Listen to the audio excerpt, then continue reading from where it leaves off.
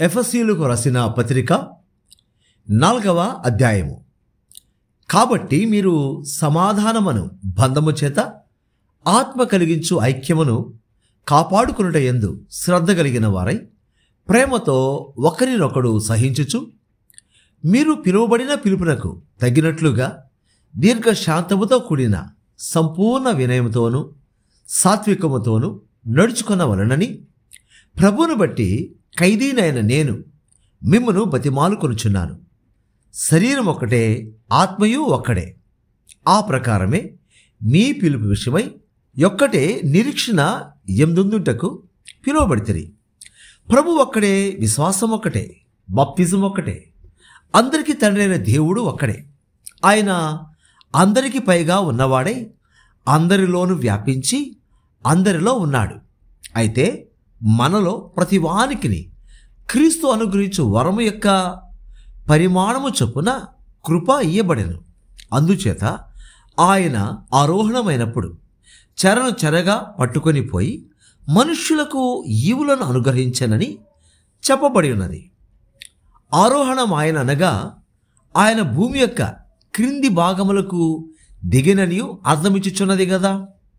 దిగినవాడు తానే సమస్తమును నింపునట్లు ఆకాశమండలము అన్నిటికంటే మరి పైకి ఆరోహణమైన వాడునై ఉన్నాడు. మనమందరము విశ్వాస విషయములోను దేవుని కుమారుని గూర్చిన జ్ఞాన విషయములోను ఏకత్వము పొంది సంపూర్ణ పురుషులమగు వరకు, అనగా క్రీస్తునకు కలిగిన సంపూర్ణతకు సమానమైన సంపూర్ణత కలవారమగు వరకు ఆయన ఇలాగూ నియమించెను. పరిశుద్ధులు సంపూర్ణులగునట్లు క్రీస్తు శరీరము క్షేమాభివృద్ధి చెందుటకును పరిచర్య ధర్మము జరుగుటకును ఆయన కొందరిని అపోస్తలులను గాను, కొందరిని ప్రవక్తలను గాను, కొందరిని స్వార్థికులను గాను, కొందరిని కాపరులను గాను, ఉపదేశకులను గాను నియమించెను. అందువలన మనమిక మీదట పసిపిల్లలమై ఉండి మనుషుల మాయోపాయముల చేత వంచనతోను తప్పు మార్గమునకు లాగు యుక్తితోను గాలికి కొట్టుకుని పోనట్లు కల్పింపబడిన ప్రతి ఉపదేశమునకు ఇటు అటు కొట్టుకొని పోవచ్చు అలల చేత ఎగురగొట్టబడిన వారమైనట్లుండక ప్రేమ కలిగి సత్యము చెప్పుచు క్రీస్తు వలె ఉండుటకు మనమన్ని విషయములలో ఎదుగుదాము. ఆయన శిరస్సై ఉన్నాడు. ఆయన నుండి సర్వశరీరము చక్కగా అమర్చబడి తనలోనున్న ప్రతి అవయవము తన తన పరిమాణము చొప్పున పనిచేయుచుండగా ప్రతి కీలు వలన కలిగిన బలము చేత అతుకబడి ప్రేమ యందు తనకు క్షేమాభివృద్ధి కలుగునట్లు శరీరమునకు అభివృద్ధి కలుగు చేసుకొనుచున్నది. కాబట్టి అన్ని జనులు నడుచుకున్నట్లు మీరిక మీదట నడుచుకొనవలదని ప్రభునందు సాక్ష్యమిచ్చుచున్నాను.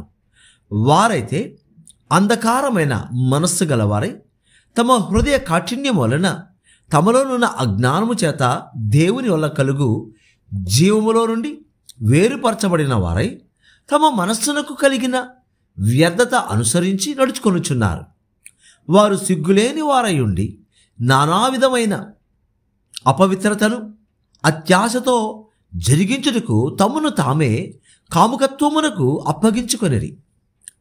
అయితే మీరు యేసును గూర్చి విని ఆయన యందు సత్యము ఉన్నట్టుగానే ఆయన యందు ఉపదేశింపబడిన వారైన ఎడల మీరిలాగూ క్రీస్తును నేర్చుకున్న వారు కారు. కావున మునుపటి ప్రవర్తన విషయములోనైతే మోసకరమైన దురాశ వలన చెడిపోవు మీ ప్రాచీన స్వభావమును వదులుకొని మీ చిత్తవృత్తి యందు నూతన పరచబడిన వారై నీతియు యథార్థమైన భక్తియు గలవారై దేవుని పోలికగా సృష్టింపబడిన నవీన స్వభావమును ధరించుకొనవలెను. మనము ఒకరికొకరము అవయవములై ఉన్నాము గనుక మీరు అబద్ధమాడుట మాని ప్రతివాడును తన పొరుగు వానితో సత్యమే మాట్లాడవలెను. కోపపడుడు గాని పాపము చేయకొడి. సూర్యుడు అస్తమించే వరకు మీ కోపము నిలిచి ఉండకూడదు. అపవాదికి చోటియకుడి. దొంగిలవాడు ఇక మీదట దొంగిలక అక్కరగల వానికి పంచిబెట్టుటకు వీలు కలుగు నిమిత్తము తన చేతులతో మంచి పని చేయొచ్చు కష్టపడవలెను. వినుగు వారికి మేలు కలుగునట్లు అవసరమును బట్టి క్షమాభివృద్ధికరమైన అనుకూల వచనమే పలుకుడు గాని దుర్భాష ఏదైనను మీ నోట రానియకుడి. దేవుని పరిశుద్ధాత్మను దుఃఖపరచకుడి. విమోచన దినం వరకు ఆయన యందు మీరు ముద్రింపబడి ఉన్నారు.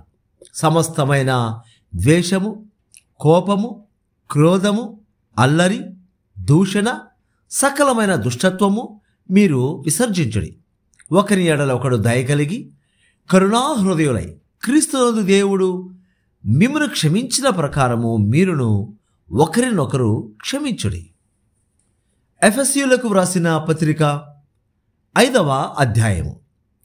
కావున మీరు ప్రియులైన పిల్లల వలె దేవుని పోలి నడుచుకొనుడి. క్రీస్తును మిమ్మల్ని ప్రేమించి పరిమళ సువాసనగా ఉండుటకు మన కొరకు తన్ను తాను దేవునికి అర్పణముగాను బలిగాను అప్పగించుకొనెను. అలాగనే మీరును ప్రేమ కలిగి నడుచుకొనుడి. మీలో జారత్వమే గాని ఏ విధమైన అపవిత్రతయే గాని లోభత్వమే గాని వీటి పేరైనను ఎత్తకూడదు. ఇదే పరిశుద్ధులకు తగినది. కృతజ్ఞతావచనమే మీరుచ్చరింపవలెను గాని మీరు భూతులైనను పోకిరీ మాటలైనను సరసోక్తులైనను ఉచ్చరింపకూడదు. ఇవి మీకు తగవు. వ్యభిచారి అయినను అపవిత్రుడైనను విగ్రహారాధికుడై ఉన్న లోబి అయినను క్రీస్తు యొక్కయు దేవుని యొక్కయు రాజ్యమునకు హక్కుదారుడు కాడను సంగతి మీకు నిశ్చయముగా తెలియను. వ్యర్థమైన మాటల వలన ఎవడను మిమ్మను మోసపరచనీయకుడి. ఇటు క్రియల వలన దేవుని ఉగ్రత అవిధేయులైన వారి మీదకి వచ్చెను గనుక మీరు అట్టి వారితో పాలివారై ఉండకుడి. మీరు పూర్వమందు చీకటై ఉంటిరి, ఇప్పుడైతే ప్రభునందు వెలుగై ఉన్నారు. వెలుగు ఫలము సమస్త విధములైన మంచితనము, నీతి, సత్యమను వాటిలో కనబడుచున్నది. గనుక ప్రభుకేది ప్రీతికరమైనదో దానిని పరీక్షించుచు వెలుగు సంబంధాల వలె నడుచుకునడి. నిష్ఫలమైన అంధకార క్రియలలో పాలువారై ఉండక వాటిని ఖండించుడి. ఏలయనగా అట్టి క్రియలు చేయవారు రహస్యమందు జరిగించు పనులను గుర్చి మాట్లాడుట అయినను అవమానకరమై ఉన్నది. సమస్తమును ఖండింపబడి వెలుగు చేత ప్రత్యక్షపరచబడును. ప్రత్యక్షపరుచున్నది ఏదో అది వెలుగే గదా. అందుచేత నిద్రించుచున్న నీవు మేల్కొని మృతులలో నుండి లేము, క్రీస్తు నీ మీద ప్రకాశించునని ఆయన చెప్పుచున్నాడు. దినములు చెడ్డవి గనుక మీరు సమయమును పోనీయక సద్వినియోగము చేసుకొనొచ్చు. అజ్ఞానుల వలె కాక జ్ఞానుల వలె నడుచుకున్నట్లు జాగ్రత్తగా చూచుకొనుడి. ఇందు నిమిత్తము మీరు అవివేకులు కాక ప్రభు యొక్క చిత్తమేమిటో గ్రహించుకొనుడి. మరియు మద్యముతో మత్తులై ఉండకుడి, దానిలో దుర్వ్యాపారము కలదు. అయితే ఆత్మ పూర్ణులై ఉండుడి. ఒకనినొకడు కీర్తనలతోనూ సంగీతములతోనూ ఆత్మ సంబంధమైన పాటలతోనూ హెచ్చరించుచు మీ హృదయములలో ప్రభువును గూర్చి పాడుచు కీర్తించుచు మన ప్రభువైన యేసుక్రీస్తు పేరట సమస్తమును గూర్చి తండ్రైన దేవునికి ఎల్లప్పుడూ కృతజ్ఞతాస్తుతులు చెల్లించుచు క్రీస్తునందరి భయముతో ఒకనికొకడు లోబడి ఉండడి. స్త్రీలారా, ప్రభువునకు వలె మీ సొంత పురుషులకు లోబడి ఉండడి. క్రీస్తు సంఘమునకు శిరసయునలాగున పురుషుడు భార్యకు శిరసయున్నాడు. క్రీస్తే శరీరమునకు రక్షకుడై ఉన్నాడు. సంఘము క్రీస్తునకు లోబడినట్టుగా భార్యలు కూడా ప్రతి విషయంలోనూ తమ పురుషులకు లోబడవలెను. పురుషులారా, మీరును మీ భార్యలను ప్రేమించుడి. అటువలే క్రీస్తు కూడా సంఘమును ప్రేమించి అది కళంకమైనను ముడత అయినను అటుది మరి ఏదైనను లేక పరిశుద్ధమైనదిగాను నిర్దోషమైనదిగాను మహిమగల సంఘముగాను ఆయన తన ఎదుట దానిని నిలవబెట్టుకొనవలెనని వాక్యముతో ఉదక స్నానము చేత దానిని పవిత్రపరచి పరిశుద్ధపరచుటకై దాని కొరకు తన్ను తాను అప్పగించుకొనెను. అటువలనే పురుషులు కూడా తమ సొంత శరీరములను వలె తమ భార్యలను ప్రేమింపబద్ధులై ఉన్నారు. తన భార్యను ప్రేమించువాడు తన్ను ప్రేమించుకొనుచున్నాడు. తన శరీరమును ద్వేషించిన వాడెవడనూ లేడు గాని ప్రతివాడును దానిని పోషించి సంరక్షించుకొనును. మనము క్రీస్తు శరీరమునకు అవయవములై ఉన్నాము గనుక అలాగే క్రీస్తు కూడా సంఘమును పోషించి సంరక్షించుచున్నాడు. ఈ హేతువు చేత పురుషుడు తన తండ్రిని తల్లిని విడిచి తన భార్యను హత్తుకొనును, వారిద్దరును ఏక శరీరమగుదురు. ఈ మర్మము గొప్పది. అయితే నేను క్రీస్తును గూర్చియు సంఘమును గూర్చియు చెప్పుచున్నాను. మెట్టుకు మీద ప్రతి పురుషుడును తనను వలె తన భార్యను ప్రేమింపవలెను, భార్య అయితే తన భర్త యందు భయము కలిగి యుండినట్లు చూచుకొనవలెను. ఎఫెసీయులకు వ్రాసిన పత్రిక 6వ అధ్యాయము.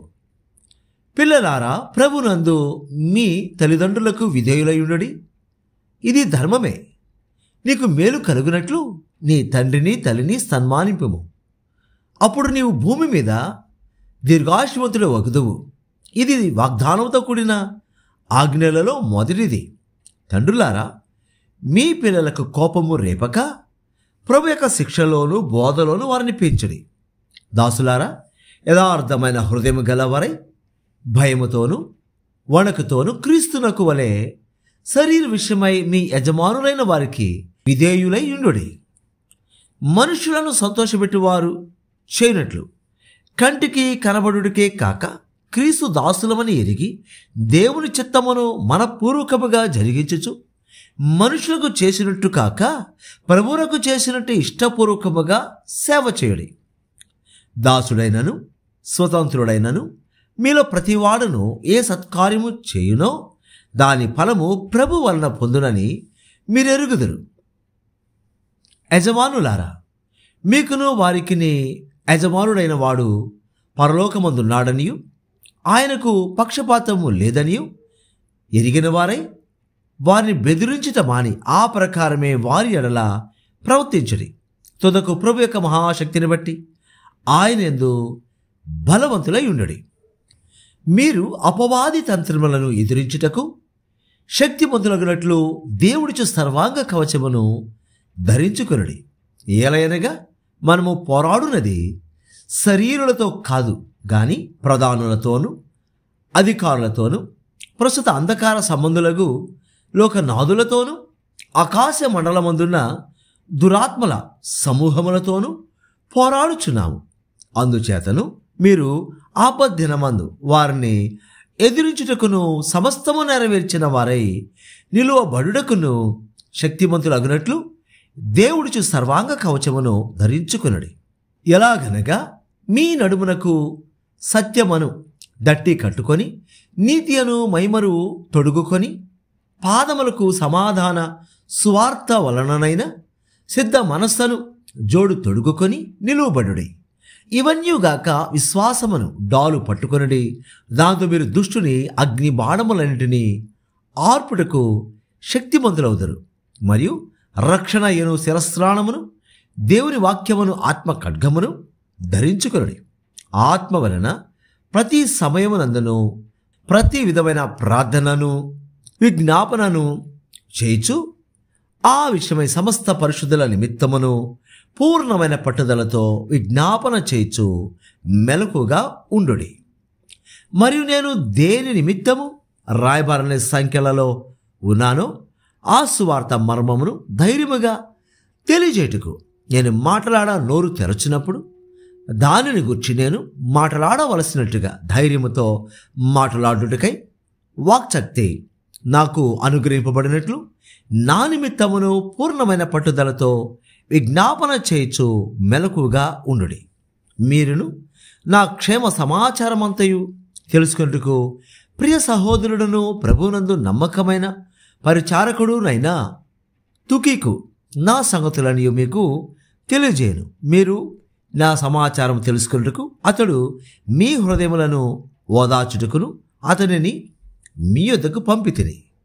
తండ్రి అయిన దేవుని నుండి ప్రభువైన యేసుక్రీస్తు నుండి సమాధానమును విశ్వాసముతో కూడిన ప్రేమయును సహోదరులకు కలుగునుగాక. మన ప్రభువైన యేసుక్రీస్తును శాశ్వతమైన ప్రేమతో ప్రేమించు వారికందరికీ కృప కలుగునుగాక.